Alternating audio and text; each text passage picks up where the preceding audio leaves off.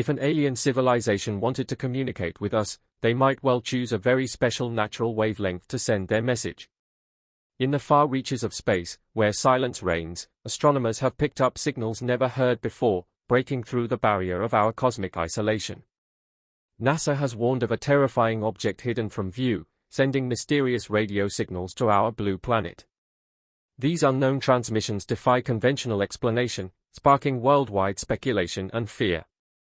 Governments and citizens alike are trying to make sense of this extraterrestrial message, pondering who or what is reaching out from the depths of the universe and what they want. Join us as we explore why NASA warns about unknown objects sending radio messages to Earth. Thanks to NASA's Kepler mission, astronomers have identified more than 5,000 exoplanets in our tiny corner of the Milky Way galaxy alone.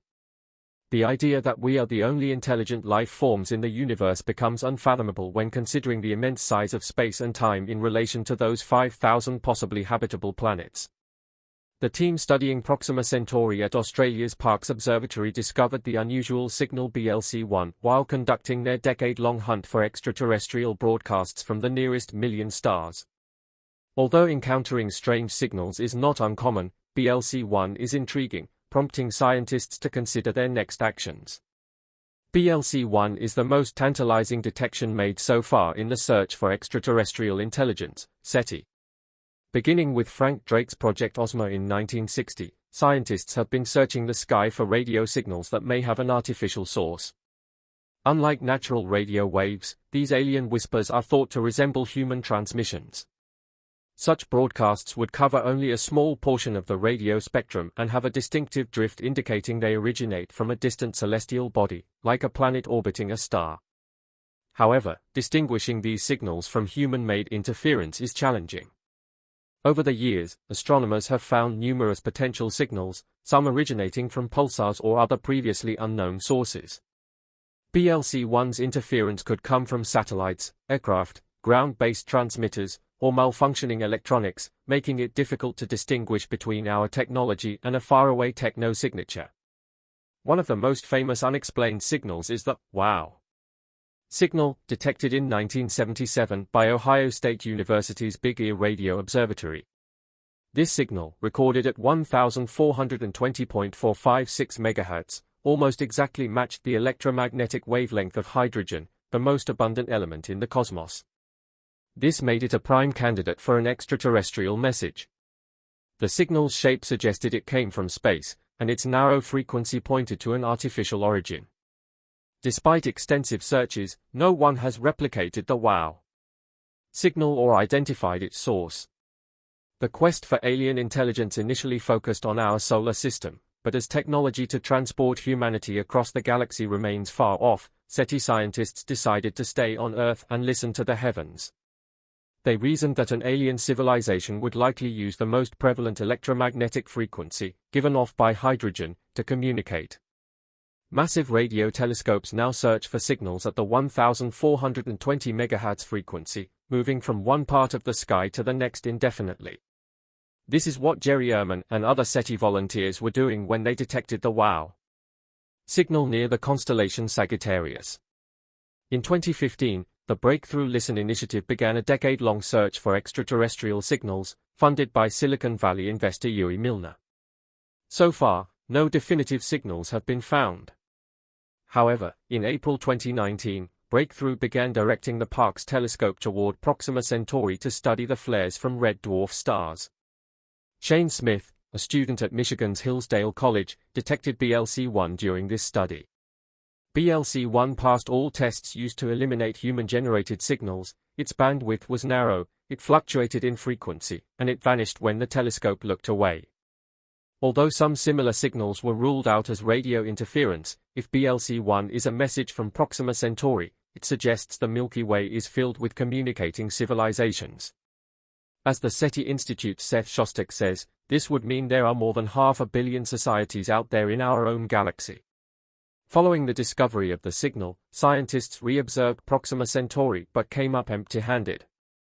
In addition to maintaining the Parkes telescope's focus on Proxima, scientists are devising new tests to determine the signal's source. Is something or someone trying to communicate with us? Earth has been receiving peculiar radio blasts for decades, and scientists still aren't sure where they are coming from. Researchers have now realized that these signals have been arriving at our planet since 1988, but no one understands what object might be sending them. Energy bursts of varied intensities have been detected every 22 minutes for the past 35 years, disproving the previous belief that it was impossible to send such signals with such frequency and brightness for so long.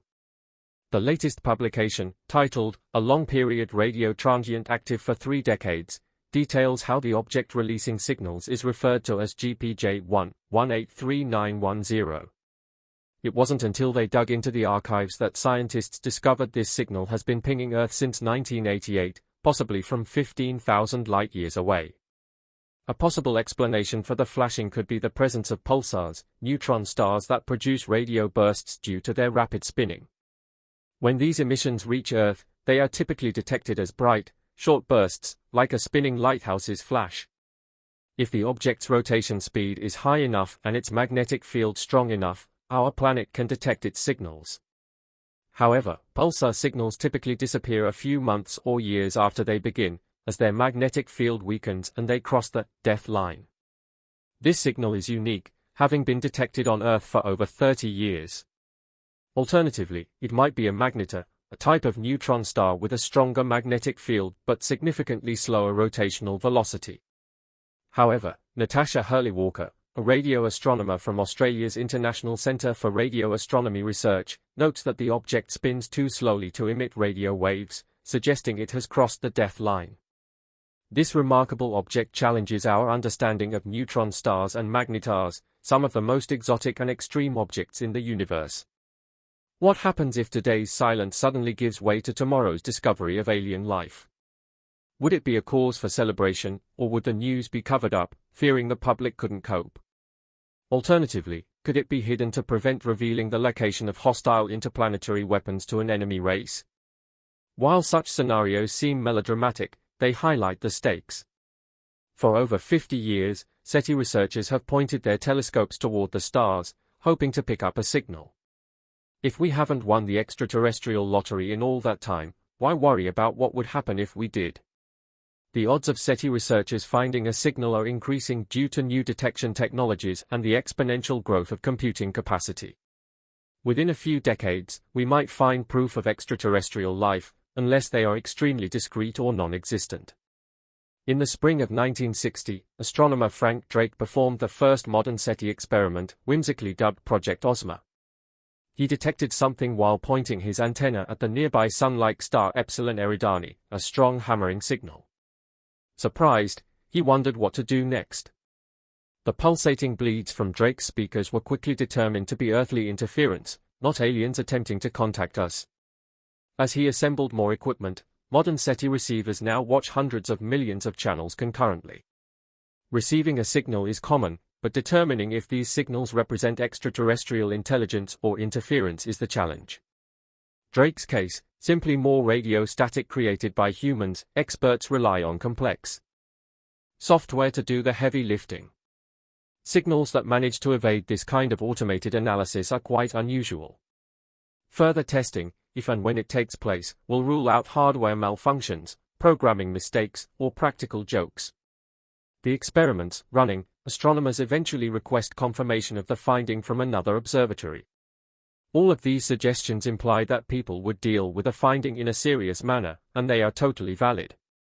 Nevertheless, due to the lengthy verification process, such intriguing signals are likely to elicit a chaotic and perplexing reaction.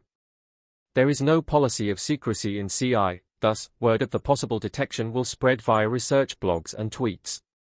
During that period, you can be sure that word will have spread far and wide before any formal news conference proclaiming the discovery of aliens. No one disputes that a genuine discovery would make headlines. In 1996, the public demonstrated their ability to handle an extraterrestrial finding when scientists revealed that a rock from Mars had fossilized bacteria. These microbes were described as having tube-like structures smaller than 1/100th the width of a human hair. Obviously, no one in 1996 gave a hoot about dead protozoans, Martian or otherwise.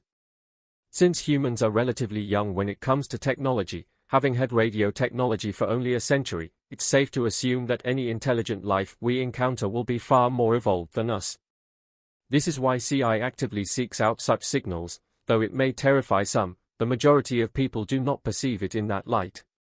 The National Geographic Channel, the SETI Institute, and the University of Connecticut conducted a survey in 2005 that revealed that 72% of Americans would be excited and hopeful to hear of an extraterrestrial signal. 20% admitted to feeling anxious and nervous. Given that any signal we find is likely to come from beings hundreds of light years away, a supposedly safe distance, maybe it's not too unexpected. Plus, we won't have much information beyond the signal's presence to work with initially. On the other hand, you can wager your salary that every single telescope SC on this planet will directly target the broadcast star. Waiting there, does it have planets? Scientists may breathe new life into NASA's terrestrial planet finder, a delayed project, by rousing it from its slumber, injecting it with renewed strength, and launching it into orbit. In the mad dash to discover more, there are some things we could learn quickly about the signal source. Within 1,000 light-years lie tens of millions of stars, consequently, a few arc-minutes separate them in the sky on average. A high-resolution radio telescope, such as the Jansky Very Large Array in New Mexico, has a beam size of about 5 arc-seconds at the commonly used SETI frequency of 1,420 MHz. It would have little difficulty pinpointing which star hosts the detected aliens. We will know exactly where they live. Moreover, looking at the small changes in each extraterrestrial transmission might teach us something. Thought radio astronomers Jim Cordes and Woodruff Sullivan, 20 years ago, the Doppler effect, which modifies the frequency of a signal in relation to its motion and the atmosphere or daily rotation of an extraterrestrial planet, both contribute to these subtle but noticeable alterations. In theory, precise measurements may reveal the extraterrestrials' yearly and daily epochs, planet sizes, moon populations, and even atmospheric and magnetic field compositions. While those with a technical bent would find it interesting, the general public will naturally wonder, what are the aliens trying to tell us? That, of course, assumes that they're saying anything, that they've included a message in the signal. After all, the extraterrestrials might withhold commentary if they want us to reply first, perhaps so they can gauge what level of conversation is appropriate. Assuming, however, that extraterrestrials are attempting to convey some message to us, the message bits alone may be difficult to understand. In order to make ourselves more sensitive to faint signals, steady observations build up and become staticky for a few seconds or minutes. The longer the exposure period, the fainter the object. You may picture this as directly related to astronomical photography. Regrettably, similar to how a lengthy exposure would completely erase the fast flashes of an optical pulsar, these extensive SETI observations would also smooth out any message. For instance, in order for scientists to detect an extraterrestrial signal that resembles a television signal, they would require an antenna that is around 10,000 times bigger than the average radio telescope used today. It would take a significant investment of time and resources to construct such a massive antenna. However, after a signal's detection, it's reasonable to assume that research money would be practically unlimited, unlike today's situation. Meanwhile, the general population would have to face the reality of celestial companionship. Just we wouldn't know what they're like nor what we might learn from them, only that they exist. Maybe if we knew we weren't the only ones in the cosmos, it would bring us all together like never before. Naturally, following the early space missions that revealed Earth to be a small blue sphere, some speculated that the same would transpire. How humans respond is something we must await. Certainly, some might feel uneasy about the prospect of discovering extraterrestrial life among the Milky Way starfields. The long-term effects, however, would undoubtedly be the most significant ones. If a steady detection were to occur, and these would affect everyone, the degree to which a signal would alter the lives of our descendants depends on whether we can decode any attached message. This might sound like a tractable problem, merely a matter of time and effort. After all, humans eventually deciphered hieroglyphics, linear B, and other messages that once seemed as inscrutable as teenage behavior. But the universe is old, and consequently, the content of any message might simply be incomprehensible to our 3B hominid brains. And nonetheless, we might look on the bright side and pretend that we do in fact understand what the aliens are trying to tell us. Given their probable advanced technological state, the data may cover a wide range of realistic subjects, including the laws of physics and astronomy, the nature and scope of cosmic biology and intelligence, the feasibility of travel at the speed of light, and countless other subjects that currently make up science fiction. If we were to suddenly find out about these things, it would cause a huge break in our species' history, opening a wormhole to a future that we might not reach for thousands or millions of years otherwise. In addition to the deluge of information that would be available, we would have to face the reality that the disparities between us humans are insignificant in comparison to the gap between aliens and ourselves. Some people, such as SETI's Tata, suggest that this would lead to more human harmony and less worry that we're on the road to destruction. After all, if they've survived their technical adolescence, then we could too. Sociologist Don Tata of the University of Alabama Huntsville is less sanguine. During the early days of space research, when Earth was depicted as a small blue orb against a wide dark sky, the common belief in the unity of humanity was shattered by following conflicts and terrorist acts. He says, "We're back to the usual conflict and competition.